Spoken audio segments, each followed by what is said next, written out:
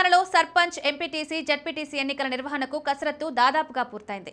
September 30 లోపు ఎన్నికలు నిర్వహించాలని హైకోర్టు ఆదేశించిన నేపథ్యంలో సర్కార్ ఎన్నికల నిర్వహణకు సిద్ధమవుతోంది. బీసీలకు 42% రిజర్వేషన్లు ఇచ్చే బిల్లు ప్రస్తుతం రాష్ట్రపతి వద్ద పెండింగ్లో ఉండగా పార్టీ పరంగా రిజర్వేషన్లు కల్పించాలని కాంగ్రెస్ ప్రభుత్వం యోచిస్తోంది. అటువంటి తరుణంలో మరో కొత్త డిమాండ్ తెరపైకొచ్చింది. తెలంగాణలో స్థానిక ఎన్నికల నిబంధనలపై సవరణలు అవసరం ఉందని పలువురు ఆశావాహులు డిమాండ్ చేస్తున్నారు. ఇద్దరు పిల్లల నిబంధనలు తొలగించాలని కోరుతున్నారు. ఈ నిబంధన వల్ల చాలా మంది అర్హత కోల్పోతున్నారని, దీన్ని రద్దు చేయాలని పలువురు ప్రజాప్రతినిధులు, ఆశావాహులు ప్రభుత్వానికి విజ్ఞప్తి చేశారు.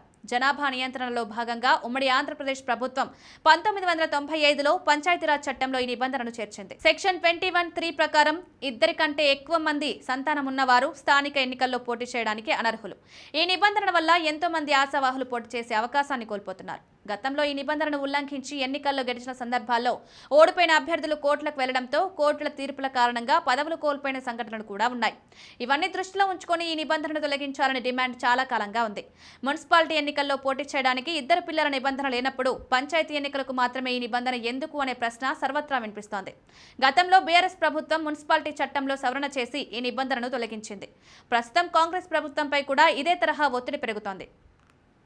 ఇద్దరు పిల్లల నిబంధనను తొలగించడమే కాకుండా బీసీలకు 42% రిజర్వేషన్లు కల్పించాలని కూడా ఈ చట్టంలో మార్పులు అవసరమని ప్రభుత్వం భావిస్తోంది. పంచాయతీరాజ్ శాఖ గతంలోనే ఈ నిబంధనను ఎత్తివేయాలని ప్రభుత్వానికి ప్రతిపాదనలు పంపింది.